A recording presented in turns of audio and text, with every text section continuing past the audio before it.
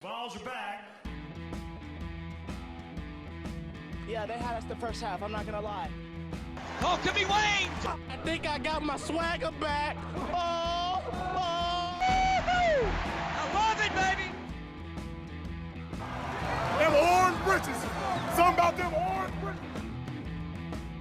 Tennessee wins! Got it by Tennessee, Jawan Jennings. Jennings makes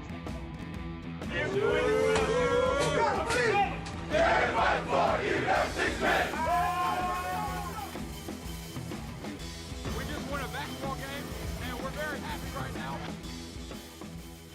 You found a way, okay? All right, now, what I tell you, okay? All right, this decade is going to be the decade of the Vols. You got me? Reddit did to do and welcome into More Important Issues. It is Sunday, November 8th. It has been a rough weekend on Rocky Top. The intro stung a little bit. It's hurting. Landon texted me today. He said, "How are you doing?" Good friend, right? I responded, as a person, I'm doing good. As a Tennessee fan, I'm struggling. It's been a tough day. Yeah.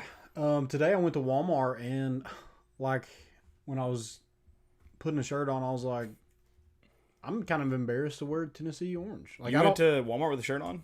That's bold of you.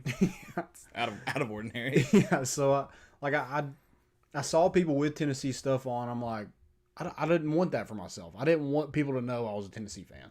I wore a Tennessee shirt all day because I'm a sucker. I'm a sucker. I'll admit it. I'm a sucker. And, you know, if Alumni Hall dropped a really, really nice shirt right now, polo, $80 polo, Nike, I'd probably buy it because I'm a sucker. And I understand this. So, you know, we're gonna talk about it all. We're gonna talk about the loss. We're gonna talk about the coaching. We're gonna talk about the quarterback. I mean, we're gonna get to it all.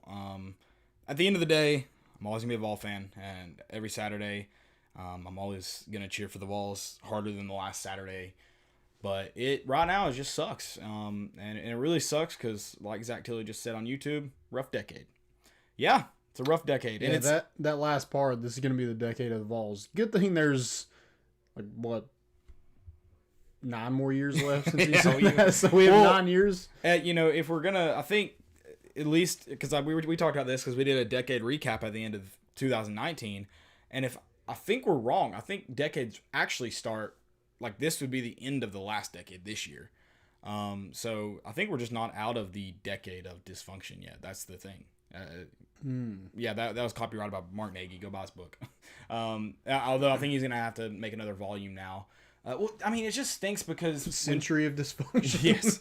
When Pruitt got here, and then, you know, you've had some highlights. You've had some games where you're looking into the past and you see everything that's came before him. And then you had some games where you may see a light at the end of the tunnel. That light just got farther and farther away. I couldn't even see it at all last night. I was very upset last night, but I also don't regret anything I said. It's embarrassing. It's embarrassing. It's flat out embarrassing. Fuse Avatar asked, can we turn the season around? I don't think you can turn the season around. I mean, I think you can salvage parts of it, but I don't think you can turn the season around. Right. And the way we're playing right now, I don't see this team salvaging anything. Right. I want to think they can, but from what we've got in the last 14 quarters, there's no way. No. And I think when I say salvage, I mean, I just don't think you're not gonna end the season. I mean, you could win out and you're still just, you know, it's not, I wouldn't call it, I mean, I guess if you beat a top 10 team, I guess that makes you, I just don't know if you can salvage it. It's, ask me if we beat a team, if we can salvage it, and I'll you know, we'll talk through it then. But someone said 3 wins, maybe. I mean, I said it yesterday, if you watched our keys to the game, I said, if you don't win this game, you're staring down where Vanderbilt's your only winnable game left. Yep. So, Florida might hang 60 on you. And the way we play in the second half, I don't think Vanderbilt's a for sure win. No, not at all. They played you. I like what you said at the beginning of the show yesterday. You said Arkansas has been playing inspired football. Well, Tennessee's been doing the opposite of that. Mm-hmm. And this is the now 4th week in a row where I think you got outcoached and outplayed. And if you do both of those, you're never going to have a chance. Yeah, the only way you beat an inspired football team is to be inspired yourself. Yeah, exactly. And we did not. Even in the first half, it wasn't just like domination. No, it wasn't. And that's the thing is you knew it was still a little, you didn't have this game in hand. But you thought, I guess we should have known from Georgia. But, you think you go in with a halftime lead. You put together some pretty good drives. Your defense has played good against a good quarterback in Field Franks. You think you can come out with a little bit of fire. And this program needs a win. Yep. I blame you a little bit because you did come out. You did come out and say everybody's going to get $100 here. To be fair, I said that because I was trying to speak it into existence. I didn't try to reverse jinx. So you're still kind of doubting it. Right. Oh, 100%. I was like, this is where you just get so confident that it has to happen. Mm-hmm. Like the guy who's like, I'm going to hit this 3-point liner from a foot in front of the half point, or the half foot in front of half court, and he does it. And you're like, he's never going to make the shot again in his life, but he said he's going to make that one, and he did it. It's that thing. And I tried. I failed. But to be fair, the way our offense especially played in the third quarter, and the defense didn't play good either, but offense didn't have a single possession in the third quarter that they didn't go 3 and out. Yeah. And then they were gifted a first down right at the end of the third quarter through a penalty, and then promptly went 3 and out after that. Yeah, it was just terrible coaching performance. And I know we'll get into that a little bit, but I was just so I was getting out on Pruitt, but the comments after the game, that's when I was like, yep, he's just not it. Yeah, and here's the thing. I'm out on Pruitt right now, but you can get me right back in that boat if you win a couple games. Yeah. If you beat Florida, I'm like, beat Florida. So I guess the way I should say it, because I don't know if I'm out is the 100% best way to say it. But I feel like where I've been as a fan is I've been in on you until you give me a reason to be out. Right. Now I'm out on you until you give me a reason to be in. Like, I'm not going to go, yeah, he's the guy, or he could be the guy, or I don't even know if I'm willing to say this program's in a good spot like I did yesterday. Or I thought it was in a better spot than 17. I mean, I guess you have more talent than 17, which is good, but yeah, maybe the roster looks better, but maybe you set up the next coach with something better than they did in 17, but you haven't really built anything. Right. I've been in the Jeremy Pruitt camp, and I've been in the boat until it's time to bail. And now what I'm going to do is I'm going to watch the boat from afar, and if it doesn't sink, I might get on later. That's how I'm doing this one. And I think that should be fair for every fan to think that way. And if you want to keep supporting him, because I'm going to cheer for him. And I don't think he's going to get fired this year unless things get drastically worse and or a scandal.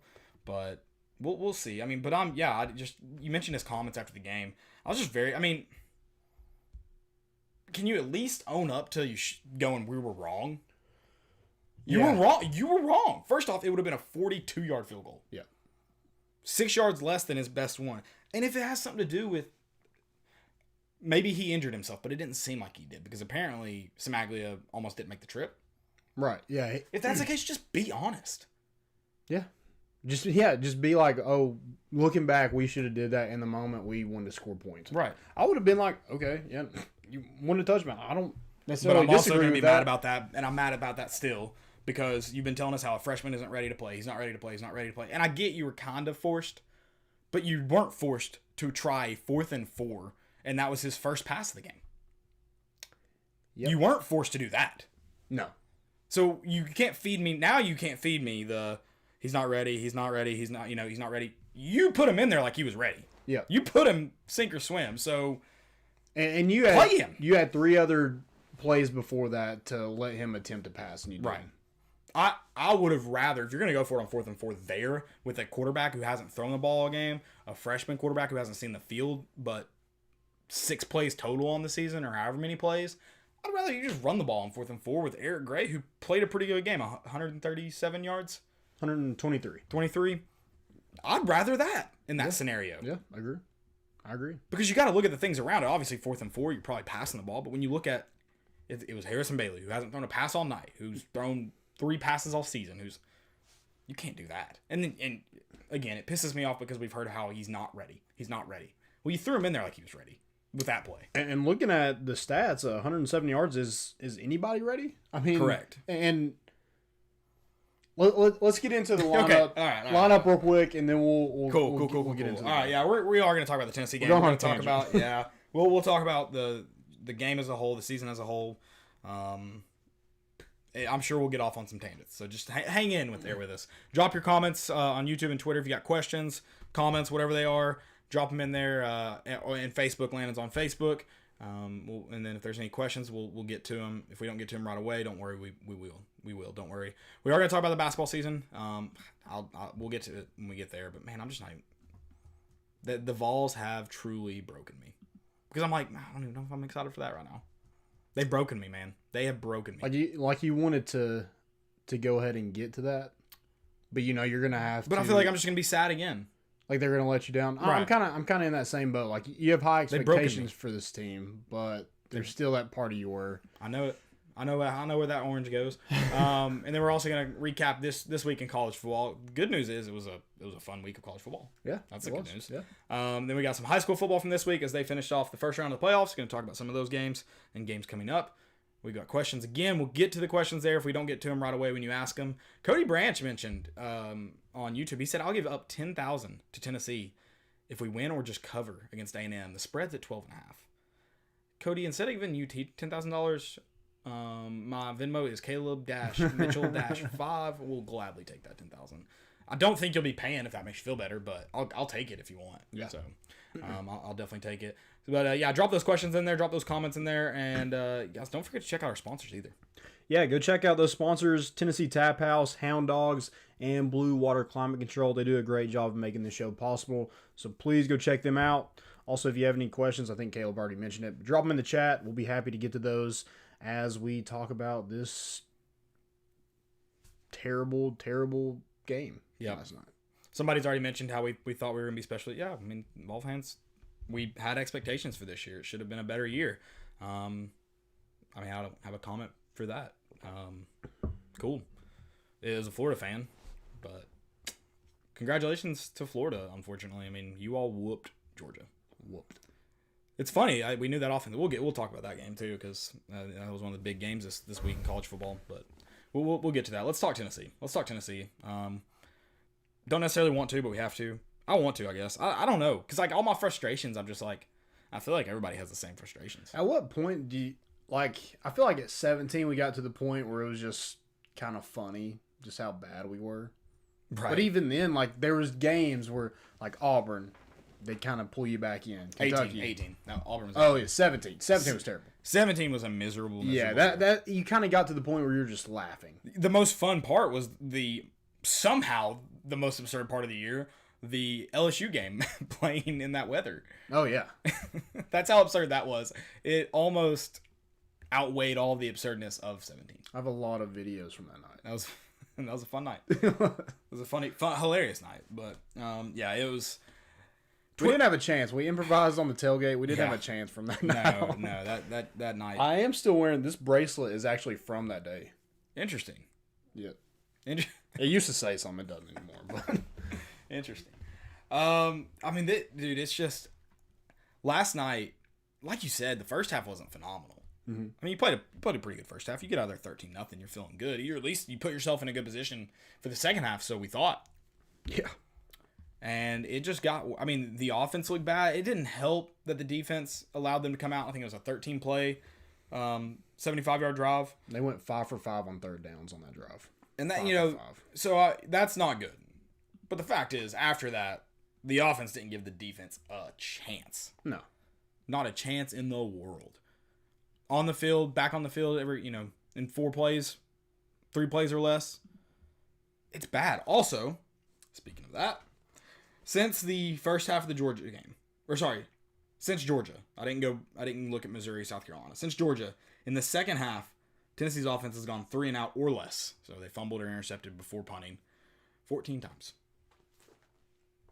And in the third quarter, what we're getting outscored by? In the third quarter? In those 4 losses? 61-7. It's unacceptable. 61-7. are we just gonna have to like do drills like one-on-ones in the end zone or something instead of going into the locker room? Right. And then the bye week there was no improvement, so like we just don't need a break. I don't understand how your third quarter is so much. So I mean, you look at like Alabama, and you knew the second half of Alabama, a game like that, for example, or probably even Georgia, was going to be tougher because they have more depth than you. Right. But that doesn't mean they come out of the gate swinging on. Like, it should be later in the third quarter, fourth quarter before that depth really starts wearing on you. But it's right out the gate. Yeah.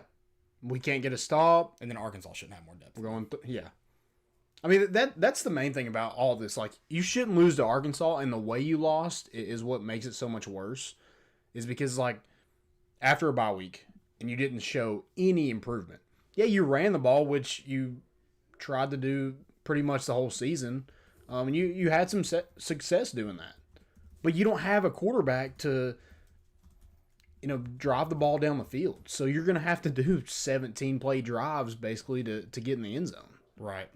And so it's just never going to, like, you had to settle for 2 field goals because you just can't think you're going to run the ball every single play. Yeah. I mean, you just can't do it. No. I mean, you did it once against Kentucky, but even that, after that it was done. Well, that's what's funny. I'm sitting here, run the ball. I mean, both have, but it's like, it's literally every play. Running the ball is supposed to help your offense. It's supposed to set your offense up for success, being successful in the run. But it's like you'd be so successful in the run that it was to the point it would begin to become unsuccessful. I don't understand Jim Chaney. I don't get it. No. Or Jeremy Pruitt for that matter. I mean, if your whole thing is, JG's our guy, well, I mean, anybody can go out there and hand the ball off. Yeah, I hope. I mean, so if JG gives you the best option to win, if he really does, which, I mean, maybe he does. Last night, it didn't look, it wasn't obvious. That's the thing. But you didn't even really give him a chance to throw. And he's probably he probably gives you a better chance than Brian Maurer. And pre-snap, he's probably better. But, I mean, anybody can go hand the ball off. Right. He probably gives you a better chance than Brian Maurer from what we saw last night. I thought Maurer did. He struggled, but he also did a lot of the same things that Garantano does, where he doesn't step up in the pocket, he just backs up, and it puts him in a terrible position. He made late decisions last night, something Garantano does. But then you go to Harrison Bailey. Well, you can't tell me from last night that we 100% know that he's not as good of an option as Garantano. Because if we're going to look at those 2 interceptions, the first one, I don't want to talk about this farther, so I hope we can just breeze over it. Should have been PI. It should have, yes. And it was on 4th and 4. And then the second one was you took a shot in the end zone with no time remaining. So I'm not going to sit here and act like those 2 interceptions, another quarterback wouldn't have thrown them. Probably they were both forced throws, and it was over anyway. That's what the play called for you to do, is force that pass. So because you didn't kick a field goal, you didn't give yourself a chance at the end of the game. And then those checkdowns are incredibly frustrating, but at least he checked down. So I mean, honestly, like what made me so mad last night was like you didn't look like you tried to win. No, not the last 2 drives. No. Not the last 2 drives. Well, that's what's funny, too, about the field goal is, were you just saying I don't trust my defense to get a quick stop? Because you get the ball back with, 2:07 left? Mm-hmm. You get the ball back with 2:07 left. It's plenty of time to go down and score. And then you got to make the 2-point conversion after that. Assuming Smaglia makes that kick. But it's a chance. Going for it on 4th and 4 with a quarterback who has yet to attempt a pass. I mean, that's just putting your players in a terrible position, and that's coaching. And we pay way too much. We have one of the highest payroll coaching staffs in America. Why are they so bad? Against Arkansas, who you have a way better roster than. It's a first-year head coach, and it's after a bye week. There's no excuse in that. No excuse. And then it was. It does not feel like '98. You're absolutely right. It does not feel like 98. I'm glad I caught that comment. I'm on ESPN's page and just saw the play that we rushed 3 or 4, and Philip Franks has all the time in the world, rolls out to his left, and somehow we have 7 or 8 in coverage and still fail to cover them in, and it was a bad. And I am gonna give the defense a little bit of credit, benefit of the doubt in terms of your offense didn't help you in that third quarter, but at the same time, you mentioned that first drive, 4 of 4 on third down or whatever it was. 5 for 5. 5 for 5 on third down. Inexcusable. Yeah, you put them in third down situations, you got to make those plays. So no turnovers. Yeah, and it created no turnovers, and it was not great showing from the defensive side of the ball, especially in the second half. You just got beat. It's that simple. It seems like Arkansas made adjustments at halftime, and we just didn't. So they're like, oh, we're doing our thing. They made adjustments to make us do something different, and we just didn't. We didn't have a counter to it. I asked you yesterday if you thought Jim Chaney was setting up tendencies. He definitely wasn't in the first half. He definitely was not trying to set up tendencies in the first half and then go off of those tendencies in the second half. That was not a thing. You got the analytic data, and then we did exactly what the analytic data said we would do. Mm-hmm. It was pitiful. The only wrinkle, I thought it was interesting. He did put Eric Gray at Wildcat quarterback, but then we had to take a timeout. It's like we tried to do something, and we just, couldn't. Like, our team would not let us actually run that play. Did we call a timeout and then come back to the Wildcat quarterback? No. Thank God. I thought we were going to. I can't remember now.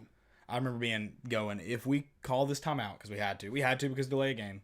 So it's more than just the coaches, but I would have been pissed. I just couldn't remember because I saw that Friday night where a team went to Wildcat quarterback, calls a timeout, and comes back out in the Wildcat quarterback. It's like, what do you think they just talked about during that timeout? Think a little bit. Right. Okay, so I'm glad we didn't do that. I couldn't remember. Glad we didn't do that. But, are you, like, we run the spread. We had 107 yards passing. That's like a Navy-Army game. You're never going to win with 107 yards passing unless you're running for 300-plus yards. We ran for 185. We have not done that. We didn't have 300 yards of total offense against Arkansas. I think we had 150, close to 150, maybe 130 in the first quarter. 130 rushing yards. Yeah, we ran the ball really well in the first half, and we couldn't in the second half because we didn't make a lot of adjustments. We let them know what we were going to do for the game and said, stop us, and they did. And then we didn't add any wrinkle to it to try to make them stop the next play. Yep. So, and you could have kept running the ball too and just added in some different wrinkles that we did. Finally, for the first time in like 3 games, ran a jet sweep with Velus Jones. Didn't get a lot of yards. Got you first down though. Yeah. So, the coaching's frustrating, and I know the question I mentioned. My thoughts on Jeremy Pruitt. I'm not saying this is 100% true, but Jeremy Pruitt said this. He said it about Jimmy Brumball after he was let go, which I think it was more than just football that it was about, but I have no proof of that. I'm speculating. But Jeremy Pruitt said this himself. He said, I've found out that when it's not working, it's better to just cut ties now. Yeah. So if it's not Jeremy Pruitt's fault right now at Tennessee, well, then there should be someone gone in Knoxville by tomorrow. Yeah. Because he said it himself. When it's not working, it's better to just cut ties now.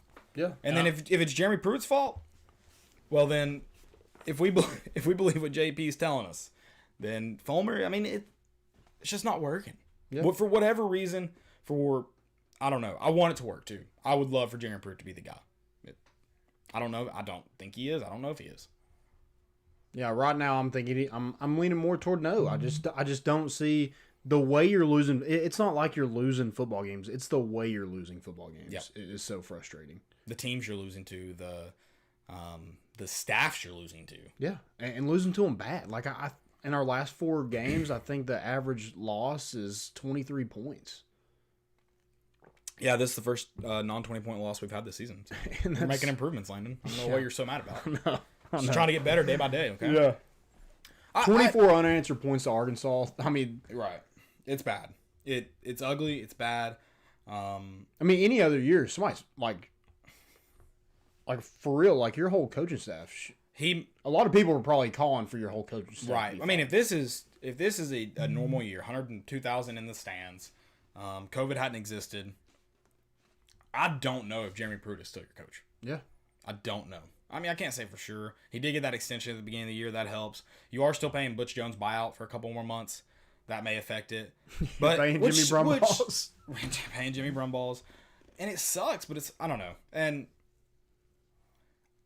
again, I can't, I think I said it to you last night. I think I texted it to you that I just can't confidently say getting rid of him is the right move, but I don't. But somebody has to be gone. Right. If your coaching is not, I said this last night. If your coaching if your coaches are refusing to implement change, right, then a coaching change has to be made. Yeah, that's a statement I do agree with. It's just at the same time, it's like, man, I do agree with the statement that whoever is in the head coach of this program right now, is Jeremy Pruitt, is gonna need more time.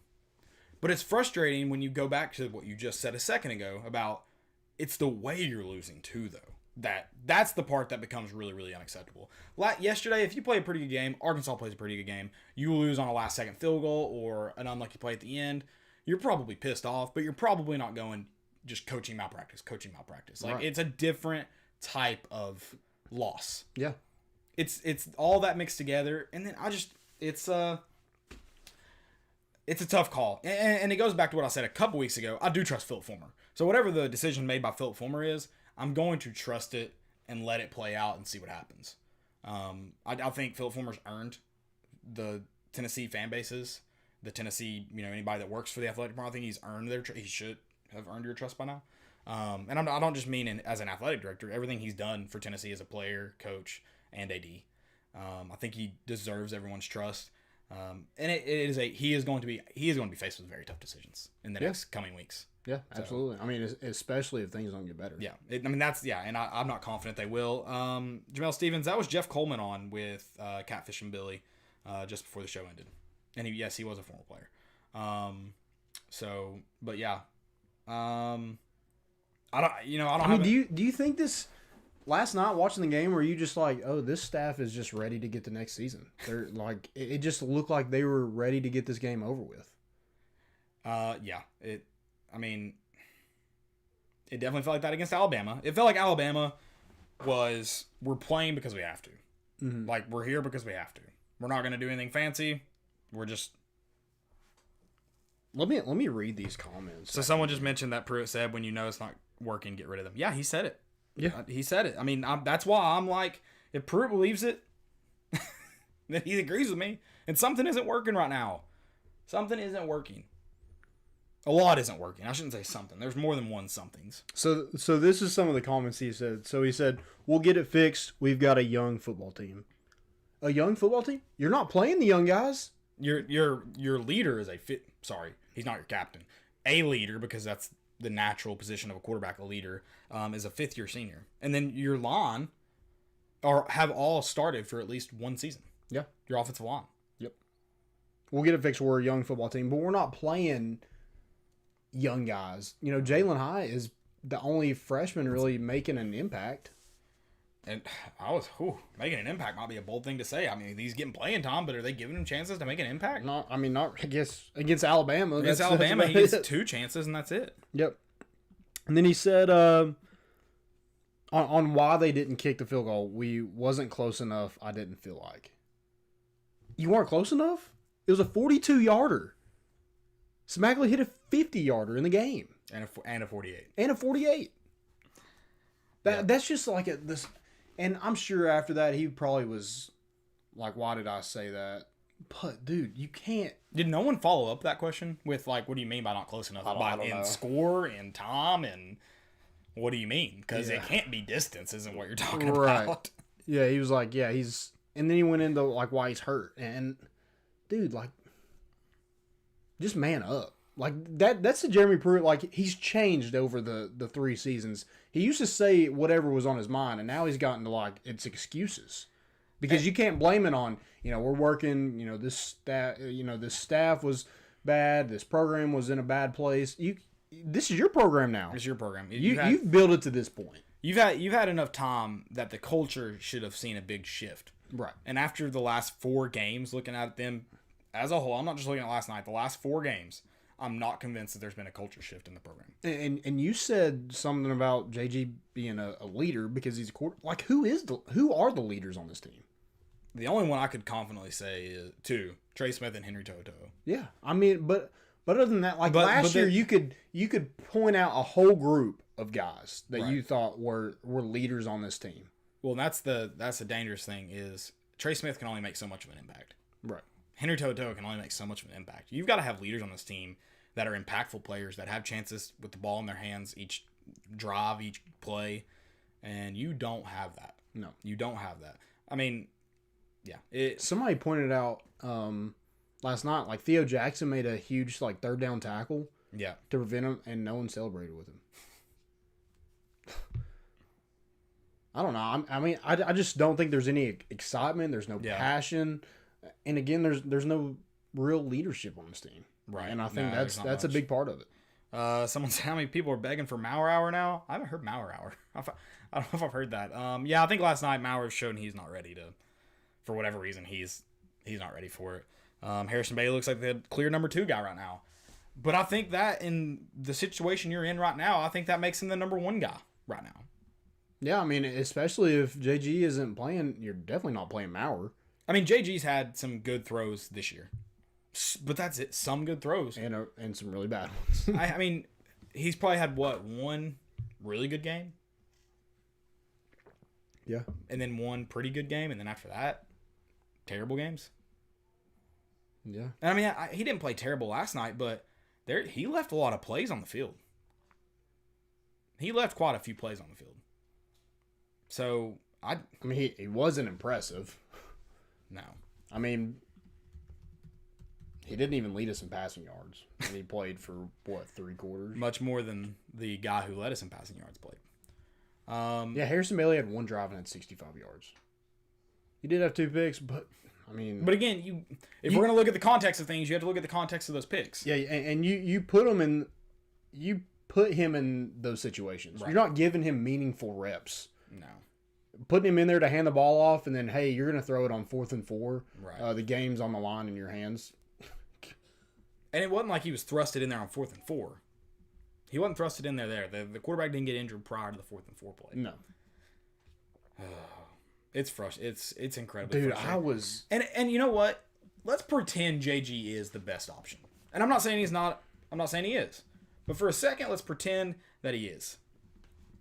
That's just as much of a coaching malpractice as not playing the best guy. He's been there for 3 years. He's been a coach, or he's been a 4... he's been a 4-year starter. I mean, when did Jeremy Pruitt take over? Jeremy Pruitt took over in 2018, so this is his 3rd year with JG. So almost 4th, because JG's was there. JG's a 4-year starter. Pruitt's had him for 3 years. This is the 3rd year. Right, but he's had a whole other offseason, so he's probably had 3.5 years with Pruitt. Yeah. Because Brian Maurer's coming up on 2 years, because Yeah. he was an early enrollee in January, so he's been there almost 2 years. Shrout's been there for almost 3 years. Right. And Shrout didn't even make the trip. Him and Maurer are gone after this season. You assuming Harrison Bailey stays, and then you've got Caden Salter coming in. And we didn't recruit well at that position. Well, sure- that's on you. I'm 'Cause sure- Tyson Helton, you can blame some of that on him, but you hired Tyson Helton, so that's on you. Yep. Someone said, why, when other teams struggle at QB, they make a change. Why do we not change? I don't know. Because I understand, again, 100% understand the thought of this guy doesn't perform well in practice. But at what point do you go, well, this guy's not performing well in a game, so we got, not at all. So we got to try something. We got to try something else. Right. Because I don't care how well you practice if you play like shit. I don't care. I'm sorry. Cool. So what Go get paid in the league to be a practice player, but you're not ever going to make big money. So cool. When Philip Fulmer sat down today, after a night of sleep, what do you think his first order of business was?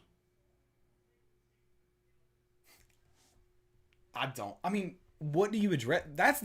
Again, it gets back into how we're losing.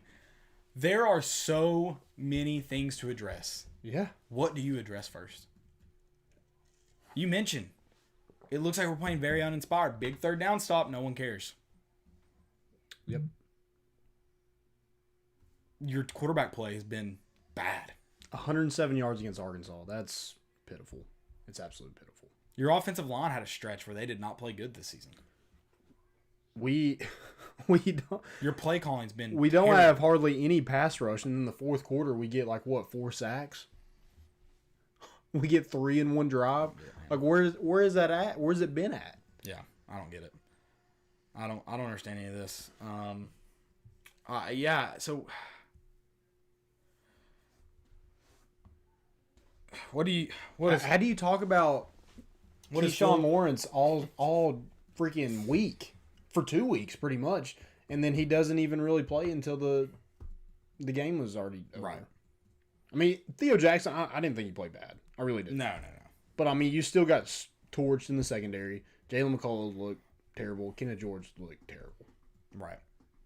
And your head coach is defensive back guru. Your defensive coordinator is defensive back Well, guru. he's having to coach the dang defensive line right now because we can't hang on to a defensive line coach. I mean, good Lord. Is he just going to have to coach everything? I hope not. I hope not. Good Lord, man. Good Lord. What happened to Todd Chandler last night? Apparently he's hurt.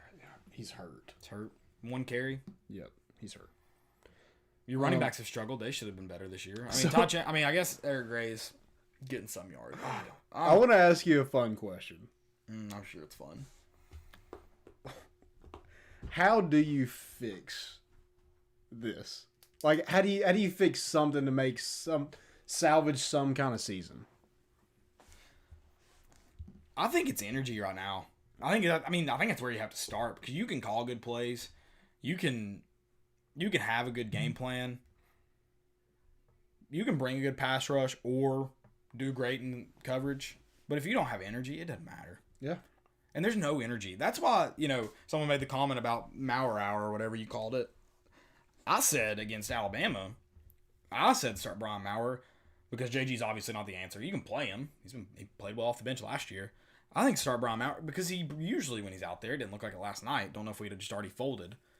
Usually when he comes out there, the energy level shoots up on offense.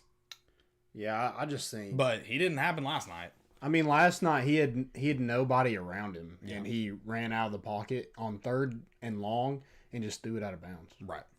Oh, yeah. I mean, now that we've seen him last night, his mistakes far outweigh the energy he brings. Right. But I think this team. And then they mentioned his family dog died, his grandfather died this week, and again, if he's not in the right mindset, that's again on the coaches for putting a player in that position.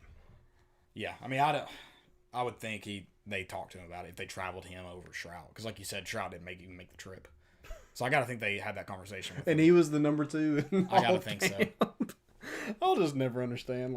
The quarterback situation is... It's bad. atrocious. It's a terrible situation. It's bad, but I think, and it's part of probably your quarter. It has got to be demoralizing for the defense to have the offense keeping you out there. It's got to be demoralizing for the defense to not be able to stop a 3rd down. But first off, just do it. But stop a 3rd down. Yeah. But, I mean, we lost our energy very, very quickly in the second half last night. And I think that, I don't know. I don't know what to fix first. That's the issue. There's so much to fix. I don't know what to fix first.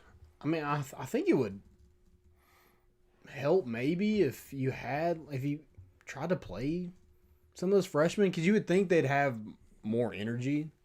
You'd think, I don't know. But, I mean, I don't So- know. I mean, at what point do you just say, we're trying to build towards something? I don't even think it's about that. I think it's playing the best players. Obviously, when you're trying to build your program up, you play the young guys. But I'm just not convinced that these seniors, these upperclassmen, are that much better or any better than the freshmen that you're not playing. I mean, McDonald didn't play very much. He had 2 tackles. Jalen McCullough had 3. He played the whole game. I'm not convinced that they're that much better. And you can say, practice. Yeah, it's part of it. But it's not the whole thing. And apparently Jalen McCullough's hurt too. He had kind of turf toe. And he gets burnt. That's, again, putting a player in a terrible position. If he's hurt, why is he out there?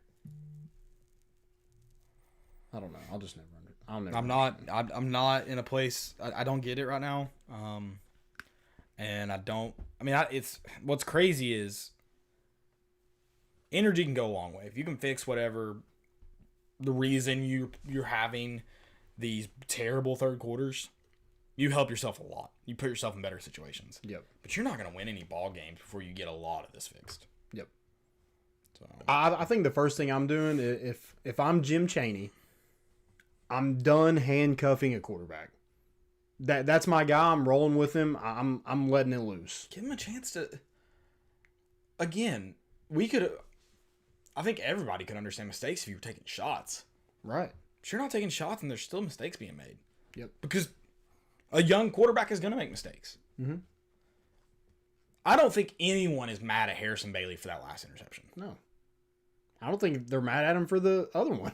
Fair. I mean, that's a PI. I mean, have you seen the picture? Yeah. Hyatt's folded in half. Before the ball arrives, he's folded in half. Not just touched. Right. Yeah. It's There's a lot. I think I'm with you. You got to pick a quarterback and you got to ride with him. Quit picking a quarterback that you say you're behind 100% and then you go out there and it looks like I mean, that's kind of I got into these comments from some players earlier in the year. Quit saying you're behind guys. Quit saying you believe in them. Show that you believe in them. Yeah. Same thing for the coaches. Quit saying you believe in them. Show that you believe in them. It's bad. It's bad. I don't know. I mean, we can talk. I can talk about this all day. I don't know if you want to move on from this. And I mean, because I don't know. I don't know when it gets fixed. I don't know how it gets fixed. I don't know what's up with the quarterback situation because again, you can tell me all this about practice. Apparently, Josh Dobbs' first year on campus, Justin Worley and Nathan Peterman, and I understand what Justin Worley was not the worst quarterback ever for Tennessee. He wasn't terrible. But Josh Dobbs is better than him. Yeah. So you can, and all you heard was how much better Peterman and Worley were in practice than Dobbs. At some point you gotta make the change. Because doing the same thing over and over again that hasn't been working isn't gonna magically just work it. Right. Especially when every team except one from here on out is going to be better than you. And your fifth-year guy should probably practice better than a freshman. Correct. Yeah, he should. You're right. He's been through it. He knows what's expected of him. You know, he should be able to get in a routine in practice where he's able to practice pretty well. Right. But in a game, if he's not figuring it out, and what good does it do you to throw him out there and you're like, you know, we're not going to trust you, but just hand the ball off. It's not helping you in the future. No. If he's not going to be here next year, which, good Lord, that's another thing. Like, who's going to be here next year? If that one-time transfer hits in January, or I mean, it's gonna hit. It's gonna happen. Savion Williams already entered in transfer. He wasn't really impacting the game, but still, right. Someone said, I really think JP is micromanaging coaches. I think it looks like it. I think the play calling is very, very similar to where it was under Tyson Hilton. I think it certainly looks like Jerry Pruitt is micromanaging his coaches. You've had two different offense coordinators, and outside of some identity differences, it looks about the same. I thought we were going to wake up this morning and see something stupid like Brian Niedermeyer's been fired or something. Like just something that's not even the problem. Just be canned. Just like Jimmy Brumwell. Jimmy Brumwell wasn't the freaking problem. From a football standpoint. Right. I know in my heart that was not football related. No, that was not. There's no way. I haven't heard rumors. I haven't heard facts. Have they been good? No, but I'm just going to tell you right now, there's not a coach in the country that gets fired in that game at any position coach for performance. Mm-hmm. Yeah, if Chris Winkie still has a job, Jimmy Brumwell should have a job. Right. And maybe, you know what? Maybe it was something else he was doing in the way he coached, because I have heard some rumors about maybe some recruiting stuff, but at the same time, it still sounded like maybe it wasn't just he wasn't doing a good job. It was past that. So yep. My thing is that if you're not trying to win games anyway, I mean, you might as well just run with Bailey and see what happens. Yeah, especially if you're not caring to win. Yeah. Roll with him. Which it just doesn't look like it doesn't look like the team cares. No. Doesn't look like the team cares at all. And coaches are part of that team. So it's been really sad. It's been really depressing. Yeah, it's been all right. Basketball schedule. I told you. It makes me sad to be sad about this, but it's like I'm a Tennessee. I know what'll happen. I know what'll happen. What's our preseason ranking? It's like 10, top 10, something like that. So I know how this goes. So let's get to the Volunteer Classic. Let's do it. Charlotte and VCU. Starting That'd be on fun. November 25th.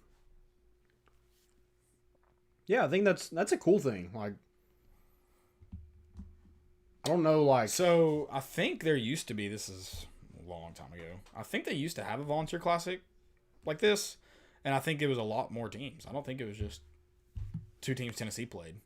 I'm assuming Charlotte and VCU aren't playing each other. I don't think so. So, I think it would be like that. Like, it'd be set up like that. Like, 2 teams would come in and play each other too, plus play Tennessee. Yeah, I would like that, actually. I think that'd be cool to have. I mean, obviously, this year, whatever, because there's not going to be that many people there. But it would be cool to have, like, a tournament thing. Right. In Thompson Bowling Arena. Sounds like there's an ambulance in your living room. It probably is. Yeah, that is cool, though. VCU is obviously going to be a pretty good opponent. Don't really know much about Charlotte. But I gotta imagine Tennessee scheduled them. They probably like for their first game, especially, probably like playing that team. So yeah, gives them a good chance to get confident. Then after the Volunteer Classic, they do play a pretty good team in Cincinnati. Cincinnati lost so much production last year, but I think they're in still a pretty good spot. So that game should be competitive. Tennessee actually lost to Cincinnati. Yeah, that was a rough game. It was a rough game. Cincinnati they were pretty solid though. I'll give them that. I will give them that. And then we've got App State. App State's on the out-of-conference schedule, as well as Tennessee Tech and USC Upstate. And then the only other out-of-conference game Tennessee will host this year, again because of COVID, they should have had Wisconsin. They don't have that game anymore. Should have had Memphis. Don't have that game anymore. They do get Kansas in the SEC Big 12 Challenge. On January 30th. Yeah. In Thompson. Bring Kansas to Thompson this time. Love it. Maybe we can get some calls this week. Now, this year. I think Gonzaga is... Still in the works? Yeah. Okay. That was the... It's not on the schedule yet, but right. I think they're still trying to work that out. Yeah, I know Rick Barnes, he mentioned how he really wanted to get that game worked out. So we'll see if that happens. Tennessee's obviously got their SEC schedule. That'll start on December 30th against Missouri. And it'll go all the way until March. Love it, baby. Love it. I mean, they're already... I'm interested to see if they make any kind of NCAA tournament announcements, anytime soon, as far as contingency plans, SEC tournament announcements, because, they obviously, Tennessee already knows that it's not going to be a normal year because of COVID.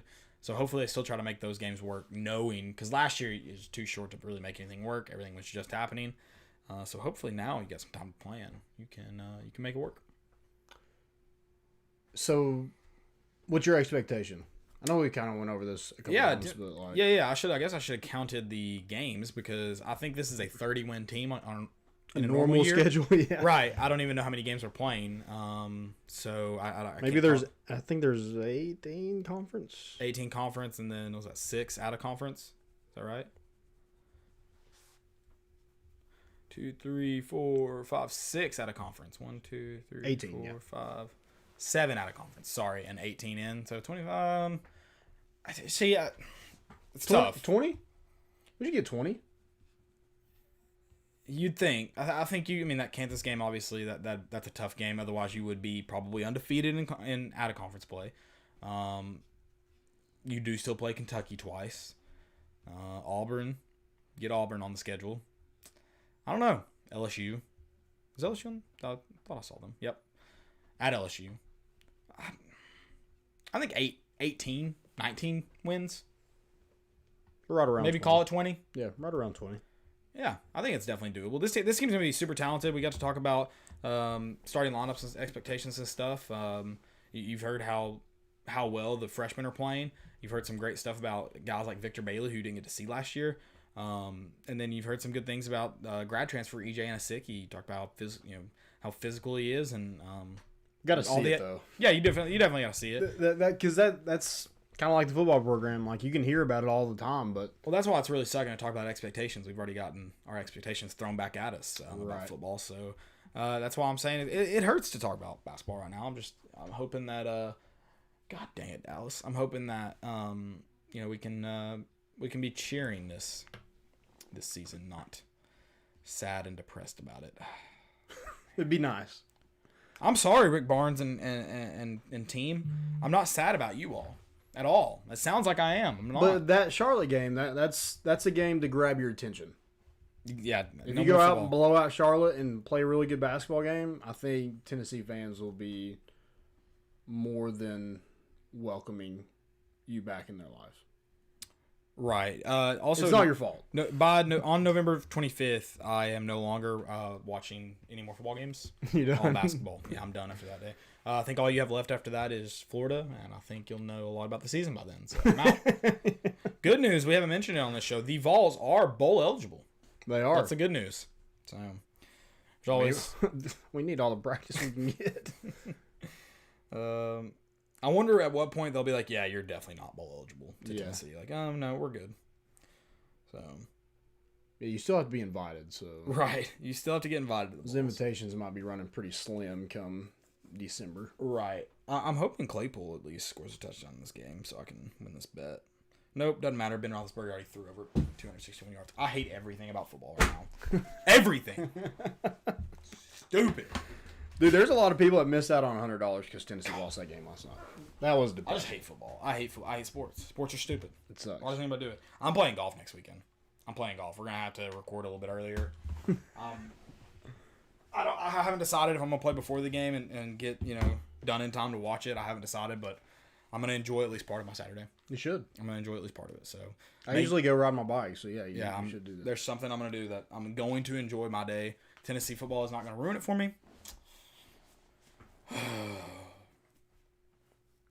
so sad. I'm just sad about everything. Maybe I'm not doing good as a person. You want to talk about it? I'm a great listener. Well, you don't have the couch anymore. I'd lay on the couch and I don't. and do that. But it was just kind of a love seat too, so your legs will be hanging off. We can lay it. That's okay. We can lay that one all the way back. Yeah, it's a recliner. You can lay down in it. Exactly. Let's talk about yeah. So you said 20 wins for basketball. Sorry, I'll get back to that. You thought 20 wins. So your expectation may have changed for the starting lineup, right? Since we talked. Is that right? I don't know. I mean, Jaden Springer's good. Jaden Springer's very good. I think that I don't know. I think we'll know a lot when Charlotte gets here. Yeah. I don't know if we asked this question. I think Keon Johnson is definitely a starter. Yeah. Okay. Yeah, I agree. So we asked, I think, somewhere this question. I think the question was, who do you think the first person off the bench is? But I think in a typical year, this is your sixth man. I mean, obviously it's your sixth man. But my question's more going to be, I think with the way this team is, I mean, you don't have the size for,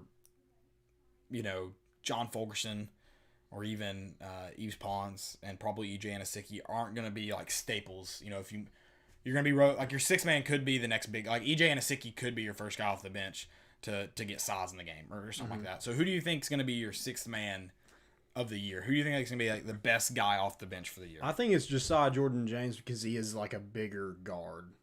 And he can play so many positions. He's good defensively.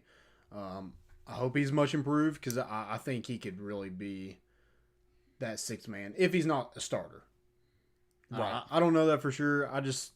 Vescovi, what we saw last year, I think he'll be a starter, but I think, if whoever, Vescovi or Josiah Jordan-James, whoever that point guard is, I think the other guy will be probably the first guy off the bench. Right. Okay. But you think that's your sixth man of the year though? Like your best guy off the bench? Because I think the way the positions I think Josiah Jordan-James is, I just think like with freshmen, especially at the first of the year, I think you'll have Josiah Jordan-James come in first because I don't think Not that you'll need EJ and Asicki, but I think your strength right now going into the season is Fulkerson and Pons. Yeah. Okay, so but you think Josiah Jordan-James will be the best player off the bench? Is that okay? Yeah. Not necessarily your first guy off the bench because it could be someone just based on matchups. Right. Okay. All right. Yep. Gotcha. Good deal. Who do you think? I think Josiah Jordan-James is a good pick. I think your best player off the bench could be someone like EJ Anasicki. I just think he's going to do a lot for this team. I'm with you. He's got to prove it, but I just think he provides something this team didn't have last year, and that really hurt him. Yeah, and Really that's why I think he's going to be super impactful. Yeah. Just from like being present, not necessarily stat wise. He's probably going to get rebounds, but I also think he's just going to bring something that's not going to show up on a stat sheet. Yeah, probably so. Yeah, probably so. But I think, you talk about Keon Johnson's probably your starter. Vescovi, Victor Bailey Jr., whoever it may be, your starter. I think the guard play is going to be really, really good regardless. Yep. I think Got a lot of options. I just think AJ Anasicki will do, like you said, he'll be very impactful, and he's very impactful in a way that you needed desperately. So, Yep. I think it might be him. All right, college football. Let's do that. Let's talk about some college football. Kind of depressing. It's so sad because there's some teams that Clemson. God dang it, Clemson. listen. I'm happy to see Dabo get beat. So happy to. I just picked them to win. I just thought like Notre Dame. I just thought they would choke, but they played really well. I thought DJ Ugalele. Yeah, that guy. Yeah. DJ. I thought he played really well. Right. I mean, Notre Dame they just won. yeah. Well, it didn't help that Clemson had a ton of turnovers. Well, a ton. 3, I think. 2. I don't know. How many they had? 3 losses. 3. So that's not good. It's hard to play winning football when you do that.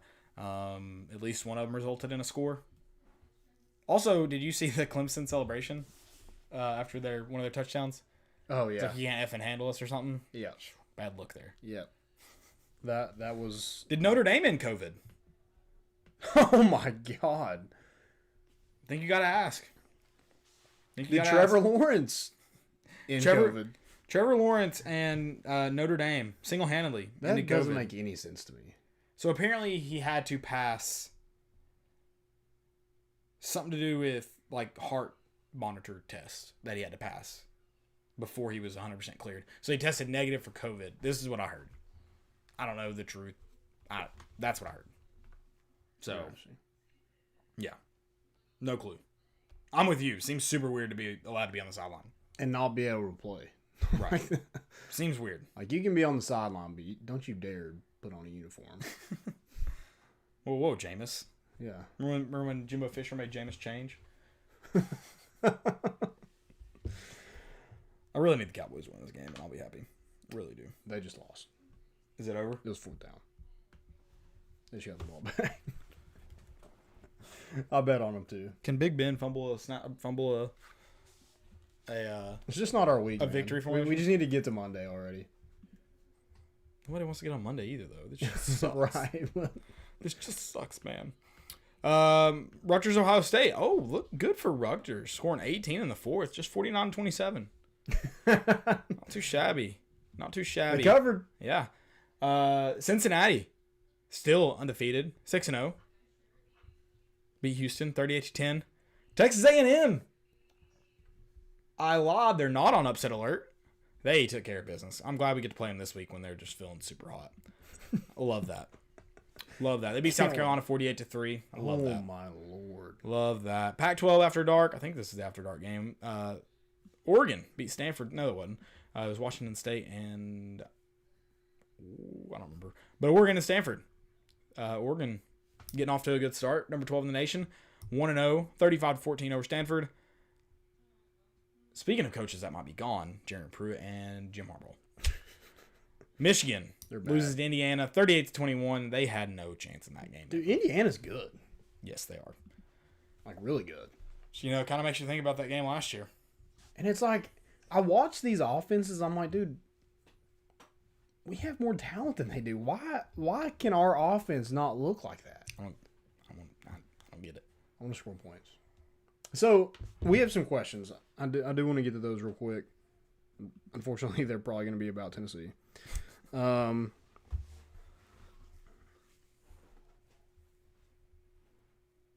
So the SEC Network asked Jeremy Pruitt about his decision to not play Harrison Bailey, and he says, "I don't want to put my young guys in harm's way." That's what he said. He said that yesterday or today. Yesterday, yeah.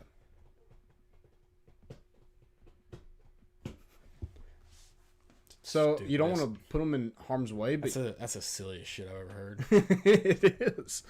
I mean, what? Like, he's become Butch Jones in a press conference. Harrison Bailey came to the University of Tennessee to play football. That's Exactly. the silliest shit I've ever heard in my entire life. Yep. I'm glad I've gotten to use Jeremy Pruitt's words twice now. I love that. So Raging Iguana says, how much longer can Fulmer let this continue before he is on the hot seat too?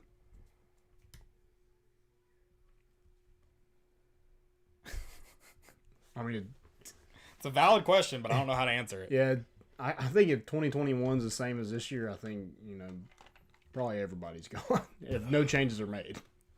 I think that's a fair assumption. I don't know. I've never had a AD hot seat conversation, so I don't know. Yep. At VFL Pilgrim says, what are we doing? Run well and play.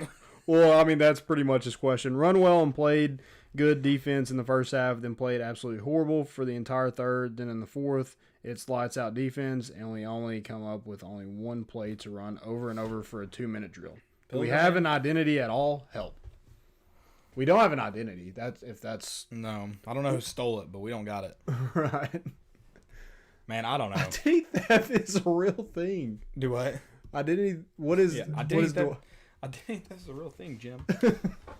Millions of families suffer from it every year. Man, what are we doing? I mean, we're just not playing winning football.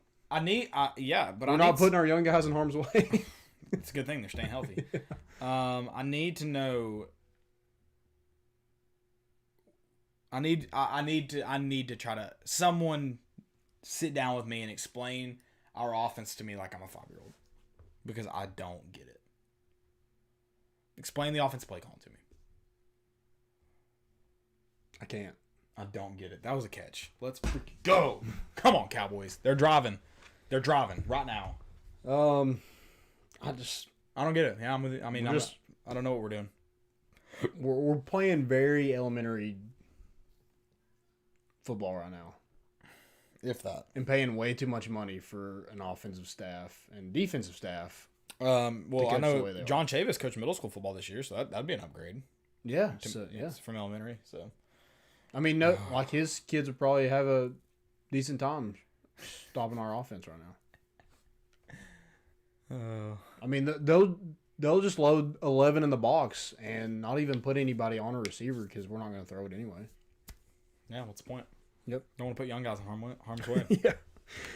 Christopher Nichols says, more realistic question, should UT punt on the rest of the season and get their freshmen and sophomores meaningful SEC reps? I would hate for them to be in harm's way. I don't even think it has so much to do with planning for the year or for next year. I think it has way more to do with your older guys are not giving you a chance to win. Try the young guys. Yeah. Try the young guys. Yep. And they may not be the best option either, but and at least you are a realistic opportunity. Right. Don't hand the ball off 8 times in a row. Check down 8 times in a row. Stupid. Stupid. There was one point in the game where it was 3rd and 3, and we throw a fade to Brandon Johnson in the back of the end zone. Like, we take a shot on 3rd and 3. I don't understand that last drive. Why every single check down is in the middle of the field. There wasn't a single one this outline. Dude, I have a headache just talking about the game last night. It was so bad. It was awful. It was one of the worst Tennessee football games I've ever watched. Dude, watching like receivers that aren't that great run right past our DBs is Very reminiscent of 2017. Yeah, it looked like Malik Foreman was back out there. It really did. Very reminiscent of 2017. And then Christopher Nichols also says, crazy hypothetical question. Should Pruitt be fired at the end of the season? Who do you think Tennessee should go after and why? Just go pay Hugh Freeze.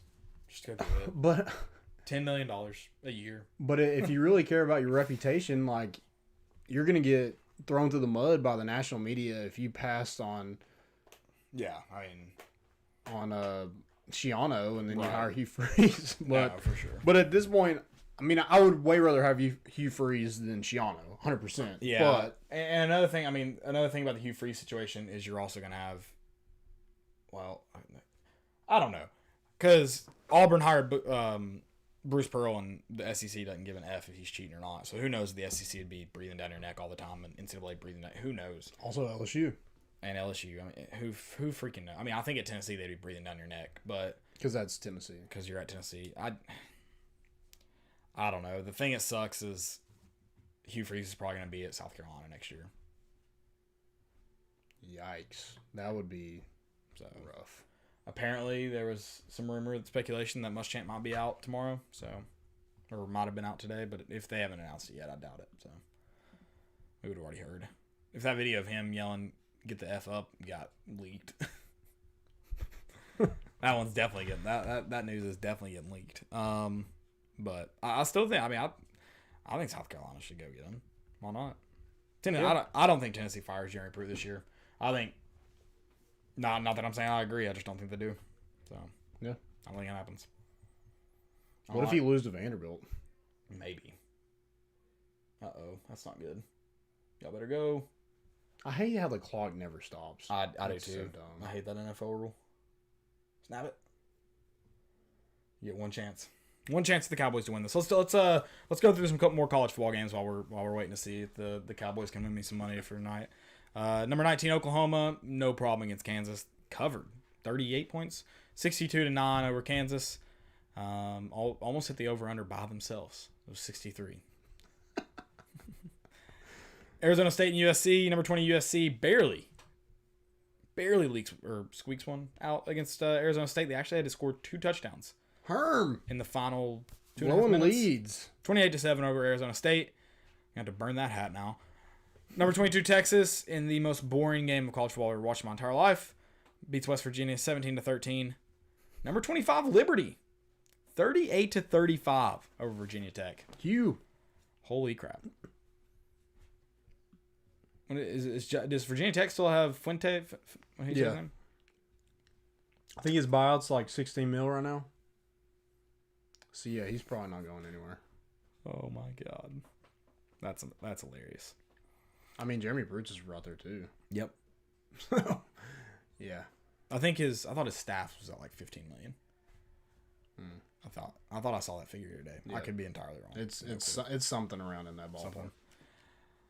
Mississippi State barely beats Vanderbilt 24-17. Again, I didn't watch that game thankfully, but I bet it was terrible to watch. Just guessing. Oh, get 2 plays off here. Number 11 Miami beats NC State on Friday night 44-41. Also an ACC play, North Carolina put it on Duke from the get-go and did not let up. They made Duke look terrible. Did you see that first quarter? I see Sam Howell and it makes me pissed off. It was ridiculous. But they beat them 56-24. Boston College beat Syracuse 16-13 after almost upsetting Clemson. Had them in the first half. They had a win against Syracuse. Syracuse is terrible. They are bad. And then got to give our boy Chad Mitchell. Hopefully you guys heard the show on Wednesday. He gave you the lock of the year. He said Pitt was going to beat Florida State. Not only did they beat Florida State, they beat the shit out of Florida State. 41-17. Is Pitt for real? Dude, Yes. I'm super, like, I know we talked about Indiana for a second, but I'm super impressed with Indiana. I think they're like a really good football team. Yeah, they looked. Which is super sad because we beat them like not even 10 months ago. Right. It's very depressing. Very depressing. What about Iowa being reborn, scoring points? Scored 49 points on Saturday. 49-7 over Michigan State. Almost bet on that game, but I didn't. I'll stay away from it because I think the over/under was like 40, and I was like, oh, it's not scoring 40 points or letting anybody score 40 points. So And then 7-3. Right. Figured it would, but nope, didn't happen. Oh, man. All right. I'm talking high school football. I'm sorry. I'm in a bad mood today, guys. I know I am. I'm in a bad mood too. I've been in a terrible mood all day.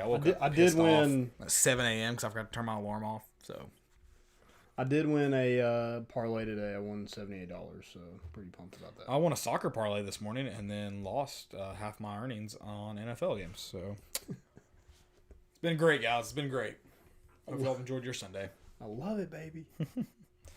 Haven't done any in-game betting in this 4 o'clock window, so I'm gonna have to do it tonight.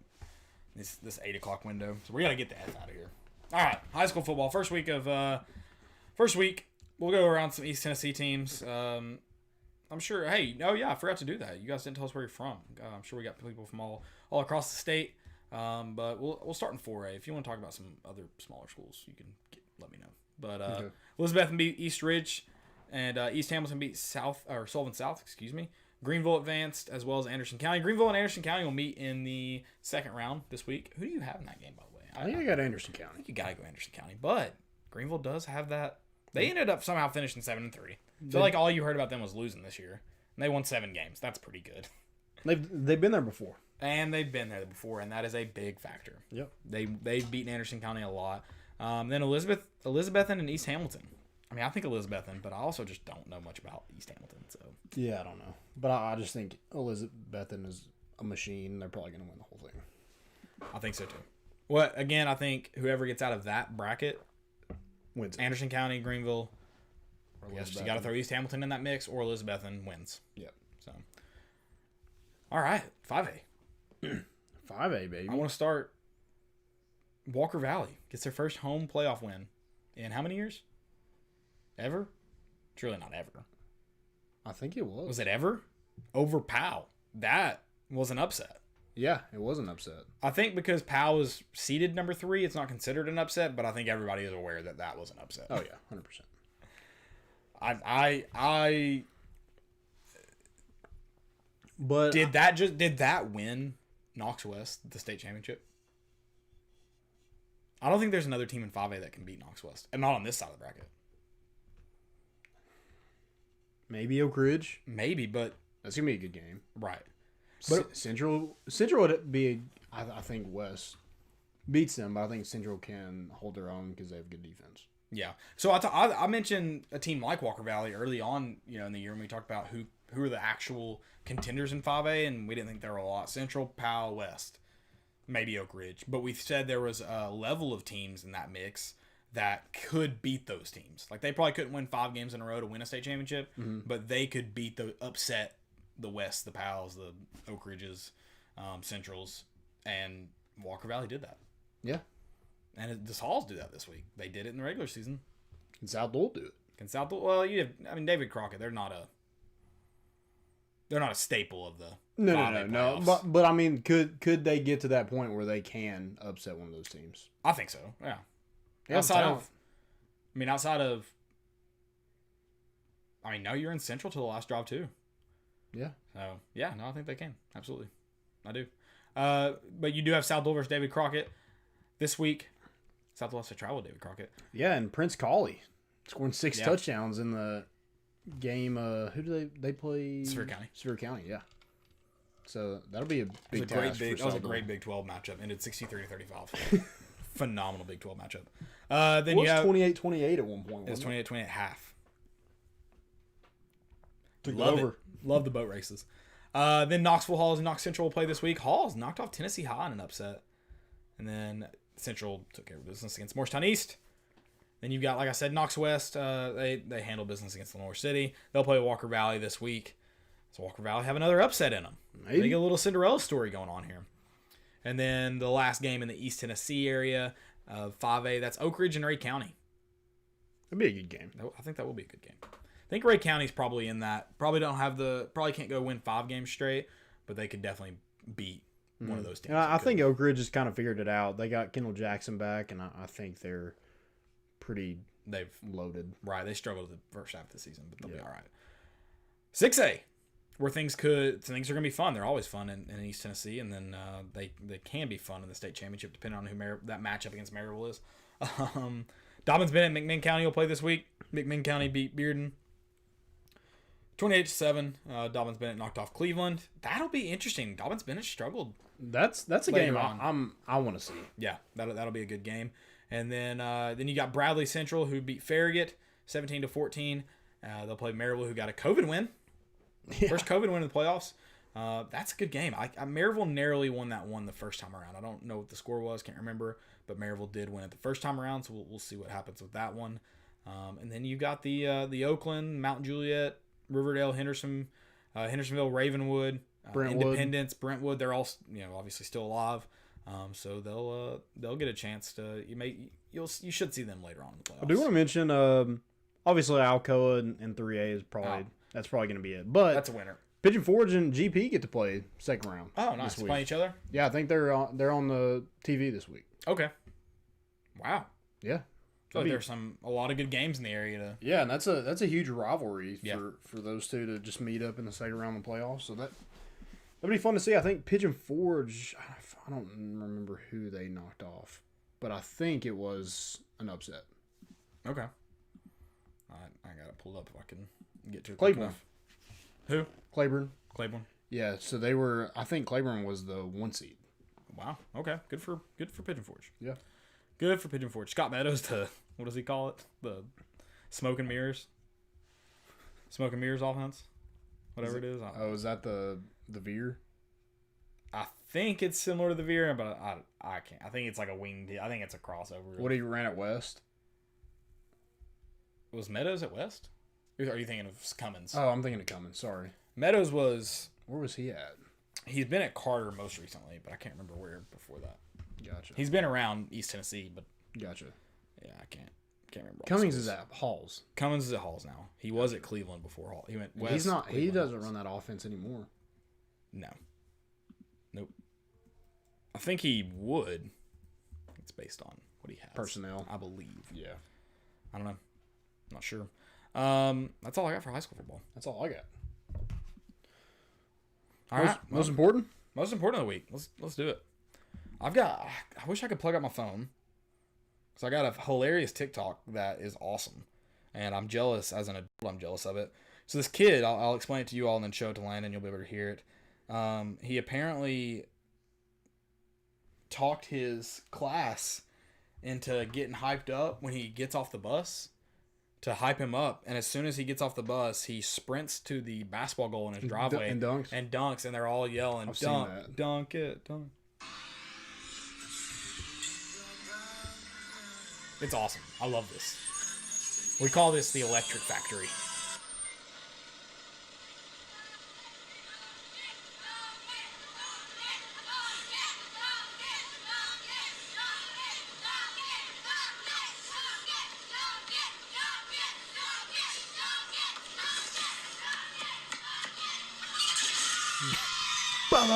I love that they're all so hyped about it. Yeah. Like they're all like, we're gonna.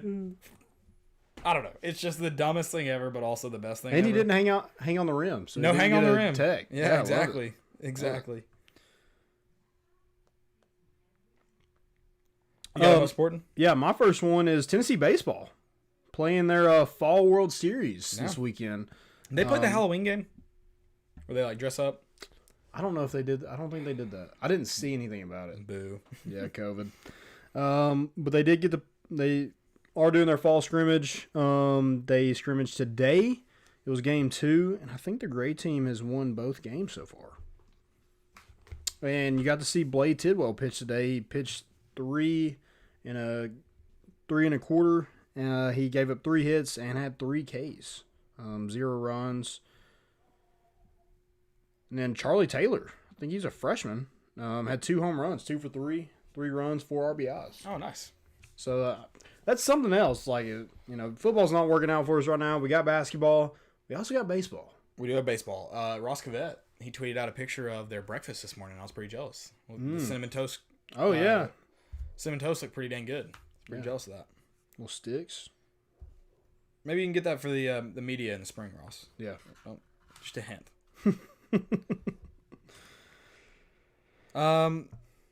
Let's see here. Thought I had one more. Maybe not. Thought I had one more most important. Am I that upset about Tennessee football that it's just ruined this for me? Oh, this one. Good day, Lou. When I got up this morning, I went in, I got right with the Lord a little bit, and then I turned my Bluetooth on, okay? And it came up, Iron Maiden, Leonard Skinner, and Ozzy Osbourne, and I said, ball game's over, boys. We winning this thing, okay? So that...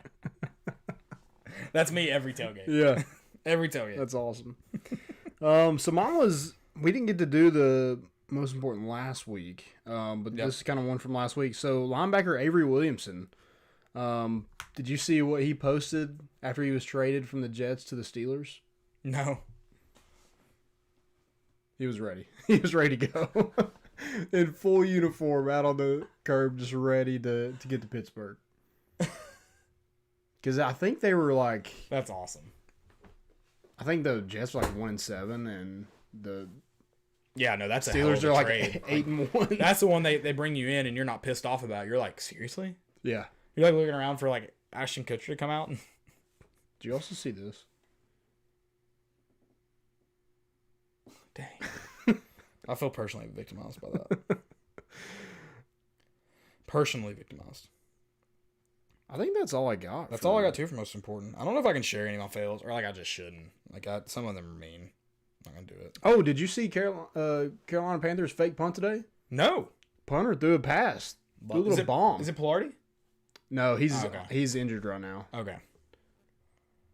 I think Pilardi played a little bit of quarterback in high school. Because he had a fake punt while he was here that he threw a nice ball. I think that was their like fun fact after the punt. Yeah, that's all I got for most important.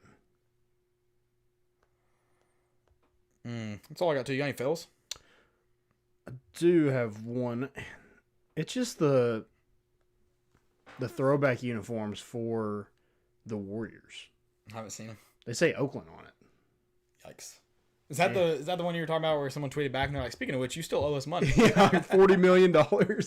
And then they moved away from Oakland. Yeah. Yeah, so that's kind of messed up. Idiots. All of them. We didn't like you enough to stay in your city, but we're going to put you on our uniform. Doesn't make a lot of sense. Oh, man, are you hungry? Nope. Oh. Yep. Oh, man, we got to hurry up. We got to get this over. I got to fail.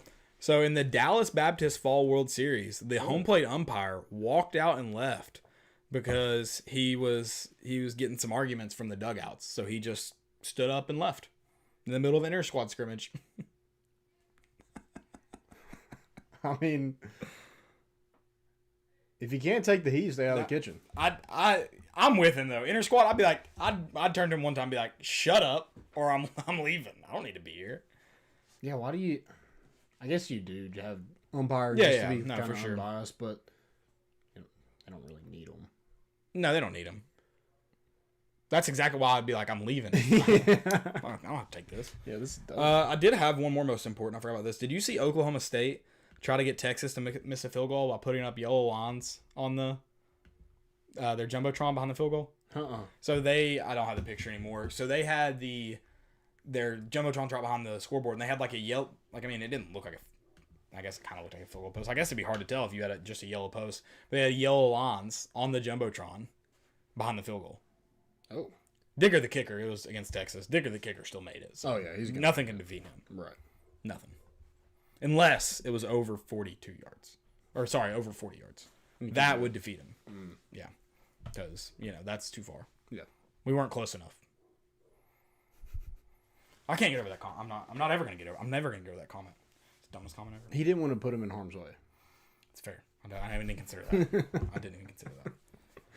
Somebody on the field goal unit would be in harm's way, so he didn't want to put them You're in right. that position. Someone would be. Yeah. So, CTE. Heard of it? right? All right, guys. Well, you're gonna hear me say really mean and sad things if we stay here any longer. So And you got poop. Hey, more than that. Oh. I mean, maybe not more than that, but you get it. Yeah. Yeah, we do appreciate y'all listening. We'll be back on Wednesday. We'll be previewing Texas A&M. The Masters is this week, so by Wednesday we'll be really excited about the Masters starting on Thursday. That is another thing you could watch Saturday while not watching the A&M game. So. And bet on. And bet, yeah, exactly. So we do appreciate you guys. We'll see you back here on Wednesday. Still go Vols. Hopefully we'll be in a better mood. I'll bet. Maybe not. I'm playing golf on Saturday. So. Yeah, it depends on like how the rest of this week goes. Exactly. We'll see. And we're bringing the boat in, and we out.